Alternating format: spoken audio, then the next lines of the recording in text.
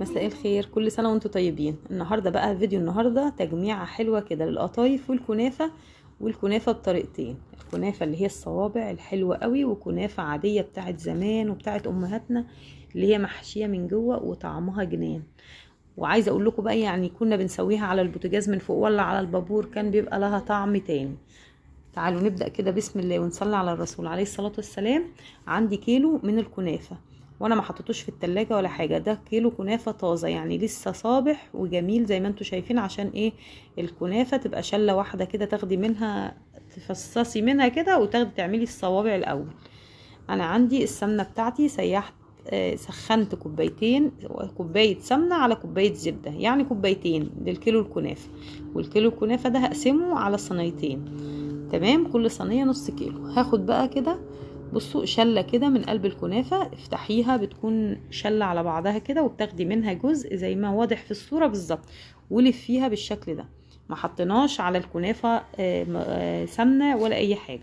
طيب الكنافة هتبقى هايشة معاكي بالشكل ده، ومش هتلف معاكي وتطرق وتتلف كده، هتلاقيها مشعرة وطالع منها كده كنافة وحاجات. انتي هاتي طبق فيه نقطة مية، وبلي ايدك مية، وفي الاخر خالص مشي ايديكي على الصابع اللي انتي لفتيه بالشكل ده. هتطرى معاكي بقى، والشعيرات الكنافة اللي طالعة دي هتبص تلاقيها اتدارت وبقت جميلة وطعمها حلو. انا بحط فيها المكسرات، عندي المكسرات اي نوع انتي عايزاه بقى، ولفيها من غير سمنة ومن غير ما تحطي فيها اي حاجة، يا دوب تبليها ريحة مية بس. انا عملت الصينية اهيت، ما شاء الله اللهم بارك. بصوا لفتها كده، وادي الصينية بتاعتي بقت زي الفل. سويها كده تسوية وبقت زي الفل. هاتي بقى السمنة والزبدة بتاعتك وتعالي، دي سمنة صفرة وزبدة فرن على بعض، كوباية وكوباية. مسيحاهم او مسخناهم بس عشان هما في التلاجة، فبقى ايه بدفيهم شوية. وتعالي بقى هاتي الفرشة بتاعتك دي، بتوزع السمنة حلو جدا، احلى ما تحطي بالمعلقة او بالكبشة كده. لا، اعملي بالفرشة. نقطي كده على كل الكنافة، هيطولها سمنة وزبدة من كل مكان، هتلاقيها متحمرة من كل الجوانب. خلصنا بقى الصينية الاولانية، تعالوا بقى على الصينية التانية. اهم حاجة ادهني الصينية سمنة كويس جدا، يعني حطي كده 3-4 معالق سمنة في الصينية، هي اللي هتحمر الكنافة بتاعتي من تحت، هتبقى تحفة. الصينية التانية دي بقى انا هفرفت الكنافة بتاعتي، مش هعملها صوابع بقى، عملنا صوابع خلاص.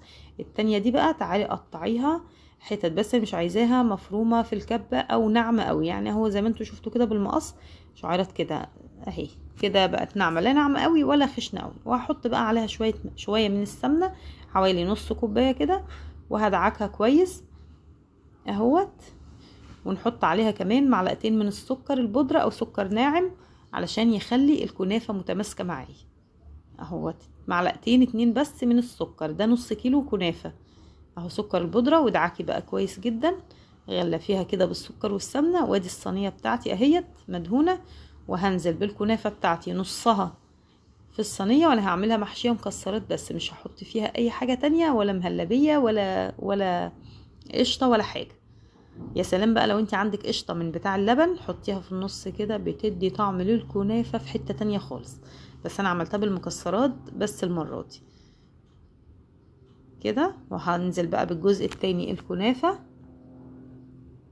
بتاعتي، وانا عندي بقى ما حطيتش سمنه وزبده كويس قوي على الكنافه، يعني حطيت حاجه بسيطه. ليه بقى؟ علشان هنغرقها سمنه من على الوش. تعالي بقى الجزء اللي فاضل، لو عندك طبق او اي حاجه ديسك كده، ضغطي جامد جامد جامد على الكنافه، علشان ما تبقاش هايشه مني وتطلع ديسك حلو كده. تمام. عندي بقى الكنافه، ونقطي بالفرشه، اهم حاجه بالفرشه، ما تحطيش بالمعلقه عشان ما ينزلش جزء كبير في مكان وجزء تاني ما يكونش خد كنافه اهي كده بالشكل ده. وكده زي الفل. انا بقى مسخنه الفرن بتاعي على درجه حراره عاليه، هيسخن كويس جدا. عندي القطايف اهي كان البنات حشوها، هنعملها بقى. بس ايه، هحط الصواني في الفرن الاول على الصاج من تحت، يعني الشبكه هحطها على الصاج اول رف خالص، واحط الشبكه وبعدين ادخل الكنافه. لو ما خدتش وش بعد ما تستوي، ما خدتش وش من فوق، هولع عليها الشوايه 5 دقايق من فوق تاخد وش، وخلاص على كده. تعالوا بقى نعمل القطايف على ما ايه الكنافه تطلع من الفرن. القطايف انا حشيتها، وفي قطايف عملتها زي عش العصفور كده علشان هحشيها كريمه ومانجا، تمام كده. اهو. يعني في قطايف انا حشيتها مكسرات، وقطايف عملتها ساده قفلتها ساده خالص ما فيش فيها حاجه، وقطايف زي ما انتوا شايفينها كده برمتها زي القرطاس كده علشان هتتحشي. وعايزه تركه مهمه بقى في القطايف، لما انت عايزاها مقرمشه علي الزيت خالص خالص يسخن، وساعد يغلي كده ويتقدح كويس، اسقطي فيه القطايف، وبعد كده وطي النار على الوسط وخليها تتحمر براحتها. هتلاقي القطايف مقرمشه معاكي لاخر قطعه، حتى لو باتت معاكي لتاني يوم. بصوا شكلها عامل ازاي، تحفه ومقرمشه جدا. ده شربات انا عاملاه من اول رمضان، حاطاه في التلاجة في البطرمانات ديت. تمام. بطلع البطرمان افضيه في الحله، بنزل الطريقه مره تانية. هطلع البطرمان افضيه في الحله واسقي منه القطايف واسكرها بالشكل ده، واطلع في المصفى اهم حاجه بس عشان تتصفى. عندي بقى الشربات بتاع القطايف والكنافه والجلاش ده بعمله مره واحده. بحط حوالي كيلو سكر على لتر من الميه على 3-4 معالق من العسل الكلوكوز، ويغلوا بنص ليمونه وكيس فانيليا او كيسين فانيليا، واحطهم بقى يبردوا واحطهم في التلاجة.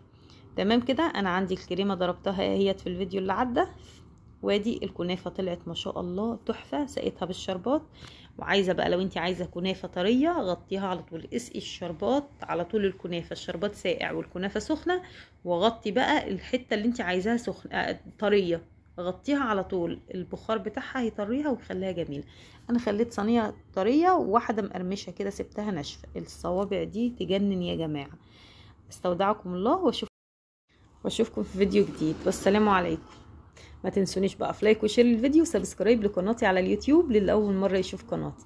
دمتم بألف خير، كل سنة وانتم طيبين.